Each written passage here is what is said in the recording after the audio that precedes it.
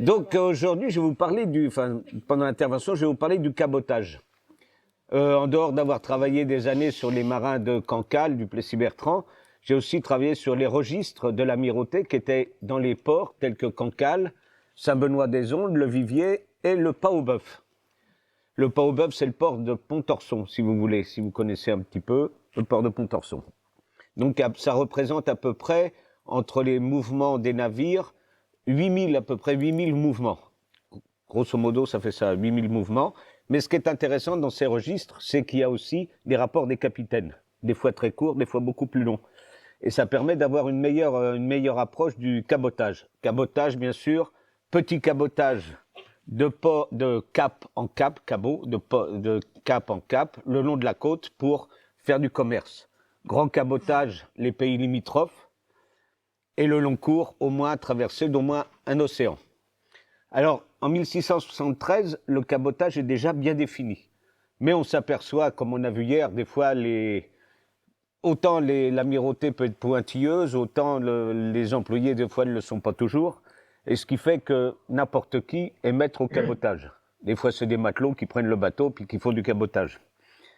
Jusqu'en 1740, il fallait au moins avoir 5 années sur les navires marchands et 2 campagnes d'au moins 3 mois au service du roi pour pouvoir aller avoir 25 ans pour pouvoir prétendre à être maître au cabotage. Ça sera changé en 1740. Il y aura un examen, il y aura quand même un petit examen, au moins une interrogation, savoir si les gens connaissaient un petit peu la navigation. On va s'apercevoir que c'est pas toujours le cas. Alors, vous voyez, ces registres-là, j'ai pas le Pas-aux-Bœufs, mais bon, il était au-dessus, mais il est plus sur le truc. Mais c'est pas bien grave. Faut changer la diapo. Ah, peut-être. Bon, bah, écoute, c'est pas bien grave. Moi, je suis pas très doué de ces machins-là. Alors, vous voyez, donc, les registres, il y a différents registres. Il y a 5 registres au Vivier. Alors, le Vivier-sur-Mer, c'est le port de Dol de Bretagne, évêché. Dol de Bretagne est un évêché. Et c'est ce qui permet d'alimenter Dole ou Dole d'Expédier. Autour de ces ports, dans la baie de Cancale, puisque ce n'est pas la baie du Mont-Saint-Michel, c'est la baie de Cancale.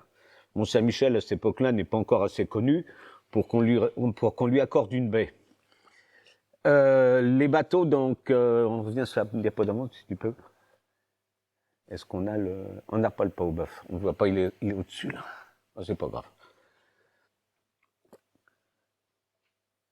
Donc, on a des registres de l'Amirauté. Par exemple, vous voyez le Vivier qui va de 1740-1784. Il y a 5 registres. Saint-Benoît-des-Ondes qui était rattaché au Vivier. Je n'ai trouvé sur les 8000 mouvements, je n'ai trouvé que 139. Et à Cancale, il y a plusieurs registres. Je me suis aperçu que j'avais fait une faute. D'ailleurs, c'est 1786-1725. Les comptes traduits 1774-1788. Et les registres de mouvement qui vont jusqu'en 1783. Donc, on réussit quand même avec tout ça à avoir quelque chose.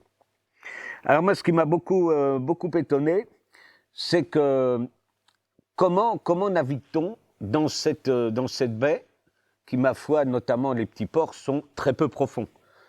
Notamment pour monter au Pas-aux-Bœufs, on monte, il y a des méandres, tout comme le Vivier, il y a des méandres. Il faut donc monter avec les marées. Ces ports ne sont accessibles que quelques jours par mois, quand il y a des grandes marées. Si c'est des mortaux, ils ne peuvent pas monter. Donc, on monte peut-être un peu à la voile, mais surtout en s'écartant des baies, des bords, avec soit des avirons, soit des gaffes pour empêcher de toucher le bord. Il n'y a pas de chemin de halage. Donc, il faut déjà avoir une connaissance. Avoir une connaissance, c'est avoir un pilote qui est avec vous et qui va vous accompagner. Alors là aussi, j'ai été étonné. Les pilotes, moi, je pensais que c'était des maîtres au cabotage, pas du tout. Des fois, c'est un matelot qu'on prend sur un bateau de Cancale, on le met à bord et puis il dit tu fais monter le bateau. Alors bien sûr, il y a des fois, ça se passe très très mal. Je vais vous donner deux exemples tout à l'heure. Alors, ce qui m'a beaucoup intéressé dans cette recherche, c'est aussi les rôles d'équipage. Parce que les rôles d'équipage, hier, on a évoqué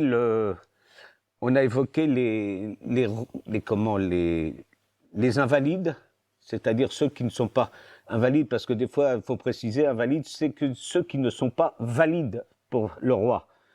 C'est-à-dire, c'est pas des gars avec des cannes, quoi. Ils ne sont plus valides. Donc, ces rôles d'équipage sont très intéressants, parce que d'abord, on a l'âge, on a la description du dôme, on a l'âge, on s'aperçoit que les capitaines, les maîtres au cabotage sont quand même des gens qui ont un certain âge. Ils sont presque tous invalides pour le roi. C'est-à-dire, ils ont 50, 60 ans. Par contre, on a des mousses qui sont très très jeunes. Je pense qu'Hervé nous en parlera tout à l'heure. Et alors, ce qui est intéressant, c'est sur la droite, c'est la cotisation que vous voyez sur la droite, là. 3 livres d'Isolde, vous voyez, on a des cotisations qui sont dues par voyage. C'est-à-dire que quand un marin embarque, c'est les jours de mer qui comptent pour sa cotisation. S'il doit 1 livre, en général, les maîtres au cabotage doivent 1 livre d'Isolde, je crois que c'est ça qu'on va le voir après, c'est par jour de navigation. C'est-à-dire le mois, donc s'il a navigué 3 jours, ça fait tant dans le mois. Donc c'est les cotisations qui doivent verser. Et alors, quand les rôles sont bien tenus, on arrive à la dernière truc, on voit tous les voyages qui sont faits sur une année. Là, je ne sais pas si vous voyez. Et alors à côté, vous avez parti, arrivé 5 personnes, Grouin du Sud, et on voit ce qu'ils doivent comme argent à l'ENIM. ENIM, établissement national des invalides de la marine, pour ceux qui ne savent pas. Où je suis affilié, bien sûr, en tant qu'ancien marin. Et donc c'est ça qui est très intéressant. Alors le pas au bœuf, lui, il va permettre d'évacuer tout ce qui concerne fougères et entrain, du bois, du cidre. C'est ce qu'on transporte beaucoup. Il y a 2 ports qui consomment énormément, c'est Granville et Saint-Malo. Pour armer ces bateaux-là, il faut du cidre, des vivres, du vin aussi, mais le vin arrive de Bordeaux, s'arrête à Cancale et est déchargé sur des petites unités qui remontent les petites rivières. Mais vraiment des toutes petites rivières. Et alors, c'est là que je me suis aperçu qu'il y avait quand même quelque part des guignols qui naviguaient quand même. Parce que j'ai l'exemple du patron de l'Espérance qui monte avec de la résine et du vin. Il monte au pas au bœuf, la mer baisse, pouf, le bateau, et il y a le feu à bord. On ne peut pas prendre de l'eau pour jeter sur le truc. Ben, ils ouvrent les tonneaux de vin pour jeter sur le feu. La résine nous parlait qu'elle était ravie d'avoir un tel apport de carburant. Le bateau a entièrement brûlé, puis hop, les amarres se sont brûlées, puis il est remonté. Il y en a un autre de Granville. Alors lui, c'est pas lui qui navigue, il affrète un bateau pour un déménagement sur Saint-Malo. Il charge un bateau de 3 tonneaux, il le charge à mort. Et en plus, il met des barriques de vin, il arrive à Cancale, et puis on lui dit, mais attendez, c'est pas possible, quoi, le bateau, il est trop chargé. Oh, il s'en fiche, la mer monte, le bateau se lève pas, et il est entièrement noyé. Vous voyez, on s'aperçoit qu'il y a plein de... C'est quand même, les gars lui donnent des indications, il ne suit pas. Et j'ai surtout l'impression que le matériel n'était pas du tout adéquat. C'est-à-dire, on s'aperçoit qu'il y a des avaries épouvantables.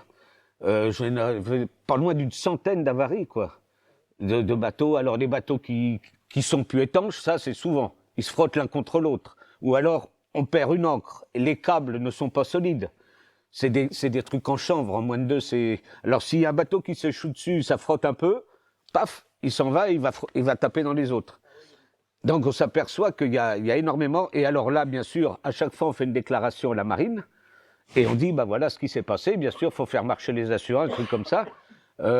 Les plaideurs, c'est Molière, c'est ça un peu. Hein. Ça n'arrête pas d'aller porter le paix, comme on dit, à la marine. Voilà, grosso modo. Alors, les injures, bien sûr, comme je le disais tout à l'heure, ils jurent le saint nom de Dieu, alors ils se battent. Dans les auberges, c'est la pétaudière. Les auberges sont obligées de faire un rapport, de mettre un commissaire de police, qui était le fameux Avis, qui était corsaire. Et parce que ils se battent. Le port de Cancale, est vraiment très fréquenté à cette époque-là. Il y a 50 à 60 navires anglais qui viennent chercher des huîtres. C'est énorme. Comprenez bien qu'en 1758, quand ils ont débarqué à Cancale, ils connaissaient parfaitement les lieux, quoi, puisque tous les bateaux venaient là, quoi. Voilà grosso modo ce que je dis sur le cabotage. Je pourrais vous en dire pendant très longtemps, mais bon, le temps est compté, je crois, Philippe. C'est moins le quart. C'est à Hervé alors. Merci. Bon, bonjour. Est-ce que vous m'entendez bien d'abord? Vous m'entendez ou pas? On voit les sables de l'âne. Bon, ben c'est parfait. Bon, et bonjour à tous. Et puis, je suis bien navré de ne pas être parmi vous pour ces 3 journées. Mais bon, aujourd'hui, je vais faire office avec ma petite canne d'invalide de la marine. Vous voyez, j'ai un petit souci qui va se régler. Bon, je vais vous parler donc du port des sables et puis de la période 1776-1783, donc vous voyez, période qui correspond à la guerre d'indépendance américaine. Pourquoi j'ai choisi cette période? Parce qu'on a d'une part ce très beau tableau de Nicolas Ozanne qui nous représente assez bien l'activité maritime dans ce port du Bas-Poitou, donc actuel Vendée. Un port qui est très actif à cette époque-là, même s'il a beaucoup perdu de sa splendeur. C'est un port qui arme essentiellement à la grande pêche. Donc on a, en 1776, on a 25 morutiers qui partent sur le grand banc de Terre-Neuve. Alors ils ne partent pas en Islande, ils partent sur Terre-Neuve. Vous les voyez là ici qui sont mouillés dans le trou du port des Sables. On a au premier plan un armateur qui surveille justement l'avitaillement de ces navires, des poissonnières à droite, et puis l'entrée du port, le chenal, et la fameuse, pardon, la fameuse tour d'Arundel à droite, là, le phare, le feu de la Chaume. Soit dit en passant, qui vient d'être restauré hier. Donc allez voir sur les réseaux sociaux, vous verrez la nouvelle configuration de la tour. Petite parenthèse. Alors, ce port, il arme essentiellement à la grande pêche, je viens de vous le dire. C'est une activité qui est quasiment la spécialité des Olonnais depuis Louis XIV, même si ça a fortement décliné au XVIIIe. Bernard Michon l'a très bien montré dans sa thèse. Et moi, je me suis intéressé au registre matricule des mousses, puisque nous n'avons pas les registres des matelots pour cette période-là. Donc, comme les mousses embarquaient à Terre-Neuve, vous savez qu'ils étaient jusqu'à 4 mousses par navire. Donc 25 morutiers multipliés par 4 mousses. Donc, vous voyez déjà, on a quand même un petit panel intéressant. Donc, moi, je me suis intéressé à ces jeunes garçons pour voir un petit peu, qu'est-ce qui les occupait sur le plan maritime. Et vous allez voir qu'au Sable d'Olonne, diapo numéro 2, le cabotage, ce n'est pas la priorité. Alors, en 1776, année de référence, année donc du matricule 3P7-2, conservé à Rochefort, on en a beaucoup parlé hier de ces registres que Thierry Sozo m'a fortement incité à dépouiller dans le cadre de ma thèse. Donc, moi, j'ai relevé 53 mousses uniquement pour le quartier de la Chaume. Il y a les Sables d'Olonne et il y a la Chaume. Donc, uniquement à la Chaume, donc 53 mousses qui ont entre 10 et 24 ans. Leur moyenne d'âge, je vous donne un petit peu leur profil pour qu'on ait une petite idée de qui embarque. On nous a demandé quand même de nous intéresser aux individus, aux hommes, enfin ici aux enfants. Ils ont 15 ans de moyenne d'âge, mais quand même, regardez bien, les 10-15 ans représentent quasiment la moitié. 24 individus ont entre 10 et 15 ans, et les moins de 13 ans représentent quand même 13 personnes. Donc Pierre Riboulot, dont je vous présenterai tout à l'heure le parcours, qui lui a commencé à l'âge de 7 ans. Ça veut donc dire qu'on a des jeunes garçons qui partent à Terre-Neuve, presque 4 mois et demi de campagne, et qui ont 7-8 ans, vous voyez. Les 3 quarts d'entre eux sont fils de marins, et quasiment tous, dans 90% des cas, tous sont nés à la Chaume. Donc on a vraiment un recrutement extrêmement local. On ne fait pas appel à l'arrière-pays, comme ça peut l'être à Saint-Malo, comme j'ai entendu hier. Hein. On reste vraiment dans du recrutement local. Les marins ont des enfants, on en parlera cet après-midi, et leurs enfants reproduisent finalement le métier du père, du grand-père. Donc ils ont une expérience quand même très intéressante, parce que même au premier embarquement officiel en 1776, dans la marge, il est quand même indiqué qu'ils ont déjà navigué. Je répète, quand ils arrivent sur le pont du bateau, ce ne sont pas des apprentis. Même s'ils ont le grade de mousse, ils ont déjà une solide expérience. Et regardez un petit peu en jaune les occurrences que j'ai pu relever. 41 occurrences connues quand même sur 53, c'est pas mal.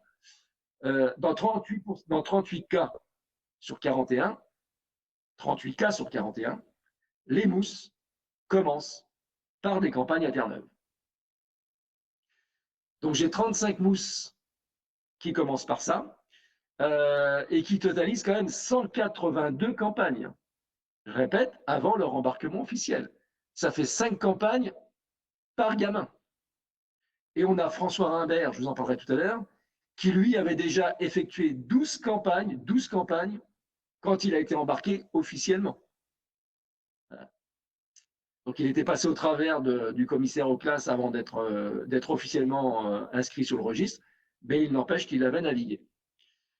En 1776, donc on aura 45 campagnes à Terre-Neuve, alors 24 en prime, j'imagine que tout le monde connaît, et puis 21 en tard. Le port des Sables est spécialisé dans la pêche à la morue verte, hein, donc la pêche donc, où on sale la morue, pas d'arrêt à Terre-Neuve, on pêche sans arrêt, donc il y a 2 campagnes par an, et on est les seuls, ou quasiment les seuls en France à le faire, puisqu'on a les salines à proximité.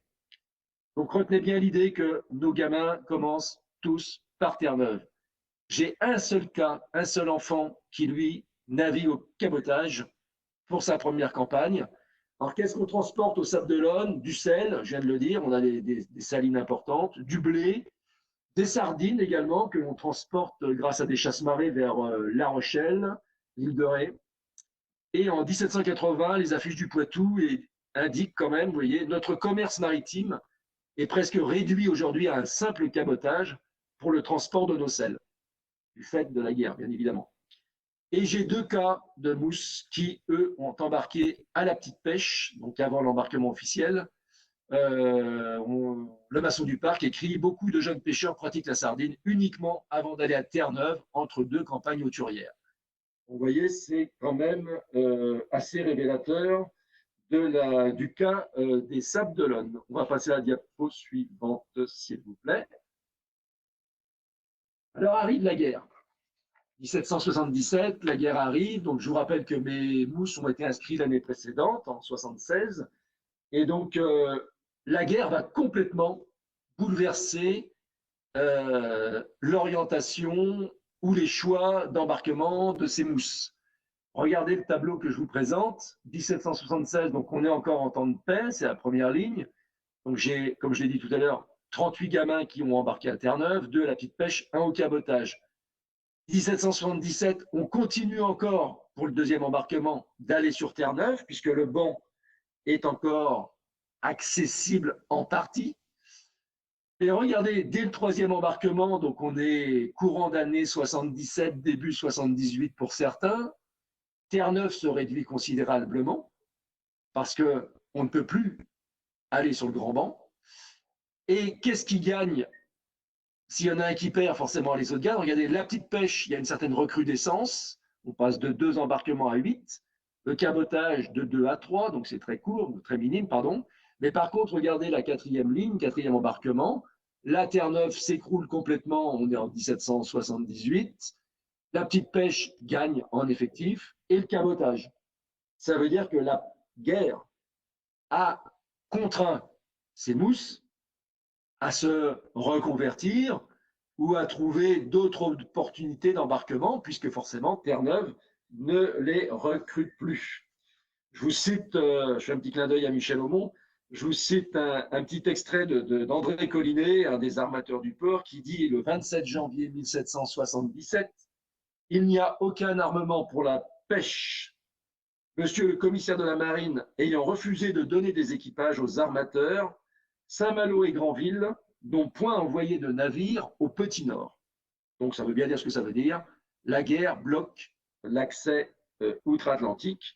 D'ailleurs, entre 1776 et 1778, on a environ 520 marins sablais qui rejoignent l'arsenal de Rochefort. Je renvoie à ce qu'on a vu hier.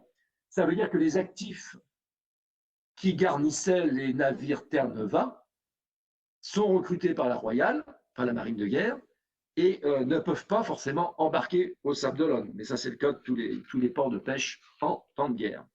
Donc Terre-Neuve devient impraticable et les marins, donc, vous avez bien compris, eh bien, trouvent une reconversion, un redéploiement professionnel, et le cabotage est quelque part la panacée pour manger finalement, pour vivre. Hein. On n'a pas le choix que de travailler. En même temps, ça nous donne aussi une idée du redéploiement géographique de ces hommes. Regardez bien, ils avaient l'habitude d'aller travailler 10 mois de l'année sur 12 outre-Atlantique, sur Terre-Neuve. Et là, la guerre les renvoie vers la petite pêche fraîche, donc la sardine par exemple, ou le petit cabotage. Alors nous, au SAP, c'est un petit cabotage qui est plutôt dirigé vers le sud. Hein. On dépasse assez peu Bordeaux. Hein. Donc on ravitaille l'île de Ré, Rochefort, et puis le port bordelais. Je vais passer à la diapo 4, s'il vous plaît, pour vous présenter justement deux destins, deux parcours de mousse. Donc extrait du registre 3P72 de Rochefort. François Rimbert tout d'abord. Alors j'en ai choisi deux parce que d'abord le temps est imparti. Et puis deux, je me suis dit je vais prendre celui qui a le plus d'expérience, donc c'est lui. Et puis je vais prendre le plus jeune, voir qu'est-ce qui leur est arrivé dans leur vie. Alors on a François Rimbert, né en 1759, donc vous voyez en pleine guerre de 7 ans. Son père est déjà marin. François Rimbert aura une belle longévité, puisque vous voyez, il meurt en 1832 du choléra. Il meurt à 73 ans. Donc il a 18 ans quand il embarque en 1776. Donc il augmente la moyenne d'âge de Mémousse. Hein, mais quand même, il avait déjà à son actif, on l'a vu, 12 voyages. Donc je l'ai choisi parce que c'est le plus expérimenté des 53. 12 campagnes à Terre-Neuve, à 18 ans. Alors en 1776, il embarque sur la Mariette. Alors vous voyez en même temps les périodes, regardez, il part le 26 avril, il revient le 24 octobre. Ça fait quand même 5 mois de navigation. Il revient de Terre-Neuve le 24 octobre. Regardez, 2 mois plus tard, il est levé pour Rochefort. Il a 18 ans, je vous rappelle. Dans le courant des mois qui suivent, d'autres marins, je l'ai dit tout à l'heure, vont être levés. Je passe. Il devient matelot donc à 13 et 16 livres 1 an plus tard. Et on le retrouve dans un autre registre. Donc on arrive à le pister dans le registre des matelots 3P76. Et là, dans la marge, écoutez bien, c'est quand même intéressant, on vous donne un petit état des lieux de sa situation à l'instant T. Regardez bien. Il a effectué toute la guerre d'Amérique. Il a fait 4 ans, 6 mois de service, du 10 décembre 1778 au 28 juin 83. Je vous rappelle que les années précédentes, il a quand même fait 12 campagnes à Terre-Neuve. Il enchaîne Terre-Neuve, 4 ans et demi de guerre. Dans la marge, on lui totalise 18 voyages à Terre-Neuve, un voyage à Saint-Pierre-et-Miquelon, un seul voyage au petit cabotage, ce qui vous montre bien la spécificité des Olonnais. Il passe ensuite quartier-maître et second-maître. Je passe. Pendant la guerre, pendant les French Wars, il sera fait prisonnier. Et dans les registres qui suivent, 3P716 et 3P719, donc 1804 et 1814, là, on le retrouve au petit cabotage. Pourquoi? Parce que les Olonnais abandonnent Terre-Neuve et donc notre François Rimbert, il faut bien qu'il vive, hein, il est marié. D'ailleurs, je vous ai mis dans une petite case, il a eu 2 mariages. Il s'est marié avec Marie-Louise Bouget. Donc, hier, j'ai entendu parler d'Eredis. Moi-même, j'ai sur mon logiciel Eredis plus de 20 000 sablets, dont 80% de marins. Donc, j'ai quasiment toutes les familles de marins. Donc, François Rimbert, vous voyez, 2 unions avec Marie-Louise Bouget. Il a 2 enfants, 2 fils qui seront marins. Il se remarie en 1791 avec une voilière qui est fille de marin et il aura aussi 2 enfants. Donc une vie conjugale bien remplie. Donc lui, un marin qui finalement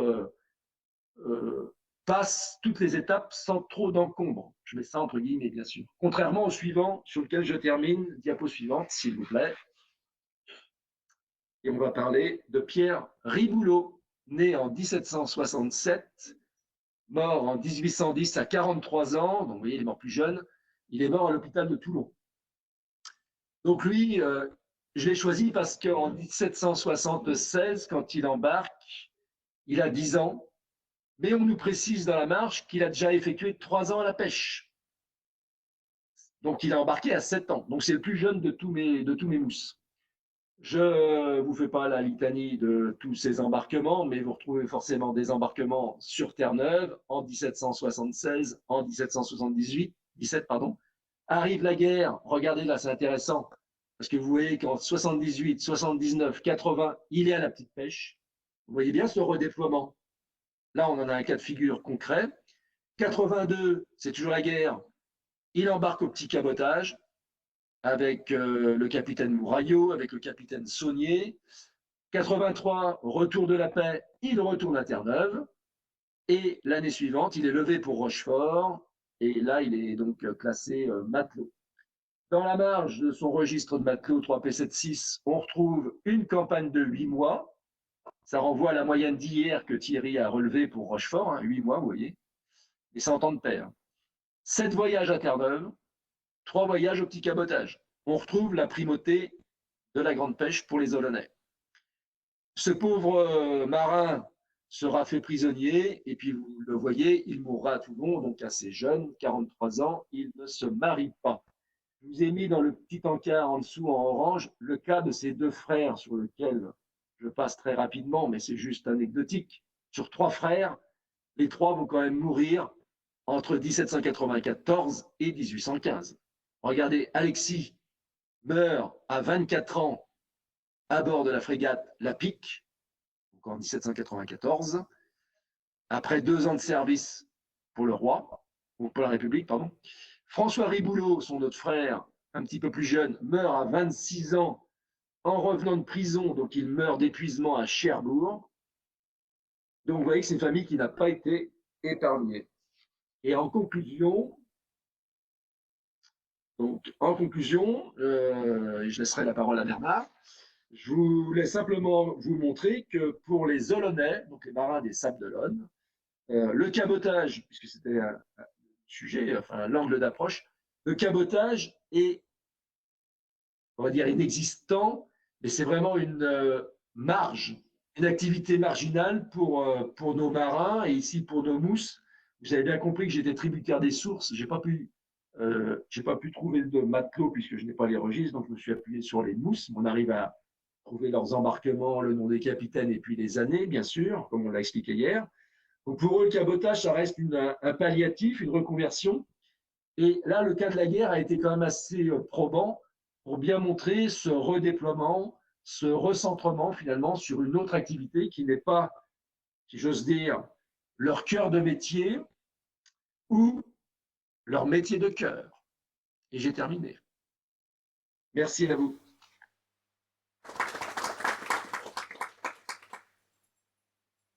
Bonjour à toutes et à tous. Je vais terminer cette communication après Thierry et Hervé en évoquant donc un autre terrain d'observation après Cancale et Sabet, après les Sables d'Olonne. On va se déplacer vers Nantes. Nantes qui est un port, vous le savez, de fond d'estuaire, situé à une cinquantaine de kilomètres de l'océan, et qui a la particularité d'être un port qui connaît une croissance extrêmement importante au XVIIe et surtout au XVIIIe siècle, en lien avec l'ouverture atlantique. C'est une ville qui connaît une croissance démographique spectaculaire. On passe de 40 000 à 80 000 habitants entre le début et la fin du XVIIIe siècle. Alors, pour répondre à la commande, la question c'est de savoir la place occupée par le cabotage dans l'armement nantais et plus spécifiquement quelle place occupe le cabotage pour les marins de Nantes et les marins peut-être plus largement du département maritime, maritime de Nantes. Alors, dans le cadre de la thèse de doctorat que j'avais consacrée sous la direction de Guy Sopin à l'ère portuaire de Nantes au XVIIe et XVIIIe siècle, j'avais pu montrer que Nantes n'était pas un port d'armement au cabotage, ce n'est pas un port d'armement au cabotage, même si c'est un port qui est fréquenté par de très nombreux caboteurs dans la perspective de l'approvisionnement et de la redistribution, approvisionnement de la ville, mais aussi des navires qui vont être armés au long cours, et redistribution, en particulier des marchandises coloniales. Donc ce n'est pas un port d'armement au cabotage, mais un port fréquenté par de très nombreux caboteurs. J'avais aussi eu l'occasion de montrer que quelques destinations, en particulier vers les Pays-Bas autrichiens au XVIIIe siècle, pouvaient être fréquentées par des caboteurs armés par Nantes, par des Nantais et avec des navires nantais. Mais tout cela semble évidemment marginal, puisque ce qui va focaliser l'attention à la fois du négoce nantais au XVIIIe siècle et également des marins du département maritime de Nantes, ce sont deux armements. D'une part, les armements en direction des colonies antillaises, et en particulier de la grande île de Saint-Domingue, l'actuelle Haïti, hein, qui mobilise très fortement la main-d'œuvre, et également la traite esclavagiste, dont, vous le savez, Nantes est le principal port d'armement à l'échelle de la France. Donc on a, j'allais dire, une véritable pompe aspirante pour les marins du département maritime de Nantes vers ces deux destinations, le commerce colonial antillais et la traite esclavagiste. Je dois signaler évidemment que pour préparer cette courte intervention, j'ai beaucoup utilisé un travail d'une collègue et amie, Muriel Bouillet. Muriel avait consacré sa thèse aux marins de la rivière de Loire sous la direction de Guy Sopin, et un livre, Les marins de la Loire dans le commerce maritime nantais au XVIIIe siècle, en avait été tiré. L'un des grands apports de la thèse de Muriel Bouillet a été de réaliser une pesée de la mobilisation par le commerce nantais des marins de l'estuaire, mais au-delà de l'estuaire, de montrer comment ces armements transatlantiques pouvaient mobiliser une main-d'œuvre venue donc plus largement du reste de la Bretagne, mais également du Poitou et même de plus loin, et de montrer que cet estuaire de la Loire occupait une place importante dans la mobilisation de la main-d'œuvre. Muriel a aussi montré une forme de spécialisation en fonction des lieux géographiques par armement. La traite esclavagiste est plutôt le fait de marins nantais, c'est ce qu'elle avait montré dans sa thèse. Le commerce antillais est vraiment un domaine dans lequel les marins de l'estuaire de la Loire, donc de la rivière de Loire, sont très nombreux. Et Muriel a bien montré que le cabotage et la pêche étaient en quelque sorte délégués à des ports extérieurs à l'estuaire, donc situés plutôt le long de l'approche façade atlantique, même si on est dans une situation où, Hervé l'a un peu dit, la grande pêche, évidemment, entre dans une phase de déclin, j'allais dire accéléré, à partir des années 1730. Mais pour illustrer cette idée de pompe aspirante, je voudrais évoquer deux chiffres. À la fin du XVIIe et au début du XVIIIe siècle, ce sont entre 1800 et 2000 gens de mer qui sont mobilisés sur les navires nantais chaque année. Et on voit que dans les années 1780, ce sont 4700, 4800 embarquements qui sont recensés chaque année. Hein, donc c'est bien vous montrer cette importance du commerce nantais et l'impact que ce commerce nantais peut avoir sur la main-d'œuvre maritime du département maritime de Nantes, mais également au-delà. Alors, sur la rivière de Loire, hein, c'est-à-dire sur les marins de l'Estuaire, de Paimboeuf, de Saint-Nazaire, du Pèlerin, de Couéron, qui sont les principaux postes d'observation de Muriel Bouillet, elle a établi un corpus de 600 marins dont elle a pu examiner les carrières et montrer que, en moyenne, si on examine ces 600 marins et leurs carrières dans leur intégralité, ils passent finalement 54 mois aux îles, donc en direction des colonies antillaises, 37 au service, c'est-à-dire levé pour les navires du roi, 11 en Afrique, donc pour pratiquer la traite esclavagiste, et un seul mois finalement au cabotage. Donc on voit bien quand même le caractère extrêmement marginal de cette navigation. Alors cette navigation qui peut venir s'intercaler entre deux campagnes pour les Antilles ou après ou avant un voyage pour la traite esclavagiste, hein, qui a cette particularité d'être un voyage antillais, on est autour de 6 à 8 mois, un voyage de traite, on est autour de 12 à 14 mois. Hein, donc évidemment, le cabotage peut venir s'intercaler entre ce type de navigation. Ce que l'on retrouve aussi à Nantes, c'est le cabotage comme moyen de débuter une carrière. On voit que sur certains registres d'inscrits maritimes, sur certains matricules, on voit bien que avant d'être inscrit, on dit navigue dans le cadre d'une navigation de proximité. Il y a aussi toute une navigation estuarienne à Nantes qui échappe quand même en partie à ce contrôle. Ce n'est pas du cabotage, mais c'est quand même un moyen pour les jeunes de commencer à naviguer. Hein, et puis on voit aussi que le cabotage se retrouve à la fin des carrières pour les marins qui ont, j'allais dire, survécu à ces différents voyages de long cours. Le cabotage, hein, comme Thierry l'a dit tout à l'heure, peut représenter aussi une perspective de navigation de proximité pour terminer. Voilà, je vais m'arrêter là parce qu'on a déjà largement dépassé notre temps.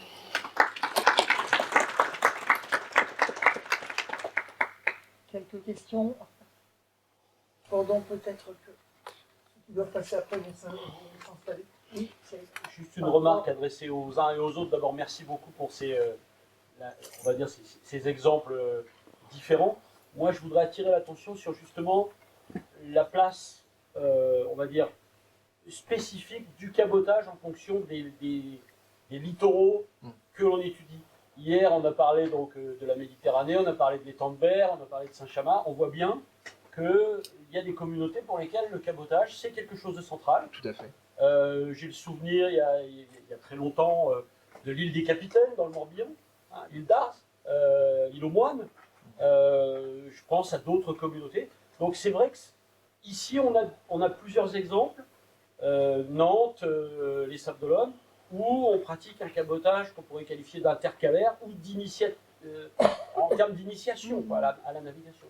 Donc cette activité-là, elle a un rôle différent en fonction des communautés navigantes, des communautés maritimes auxquelles on s'adresse. C'était juste une remarque. Oui, je voudrais en faire une et puis après peut-être on arrêtera à moins qu'il n'y ait pas de questions. Il est intéressant justement de s'intéresser au cabotage et de s'intéresser particulièrement aux équipages dans la mesure où ce sont des gens qui font des sauts comme ça de port en permanence, qui débarquent, qui rembarquent très très facilement, je veux dire, et donc de se poser la question de savoir qui ils sont finalement. Beaucoup de mousses qui commencent leur carrière maritime finalement en douceur normalement, beaucoup d'invalides, beaucoup de personnes âgées, beaucoup de marins aussi, et la question c'est est-ce qu'ils ne sont pas dans une année où ils doivent servir le roi? Et est-ce qu'on ne les autorise pas exceptionnellement, quand on n'a pas besoin d'eux, à aller en cabotage, sachant qu'on peut les retrouver dans le port d'après? Et cinquième réflexion, est-ce que finalement le cabotage n'est pas aussi un moyen pour aller d'un point A à un point B, notamment de Saint-Malo ou de Cancale à Brest, pour embarquer justement sur Ce qui est intéressant qu'on voyait dans les rôles d'équipage, parce que je ne l'ai pas précisé, sinon on était parti pour longtemps, c'est les embarquements, ça fait à peu près 3 mois. Ouais. Et ils embarquent 3 mois, ils sont remplacés et ils reviennent après. On a embarqué à telle date, débarqué à telle date, embarqué à telle date, et il y a un autre qui vient qui les remplace pendant ce temps-là. Alors, qu'est-ce qu'ils font entre les deux? Est-ce qu'ils font la pêche? On ne sait pas trop là. Ouais. J'ai pas trouvé le croisement. Bon, merci. Beaucoup. On va passer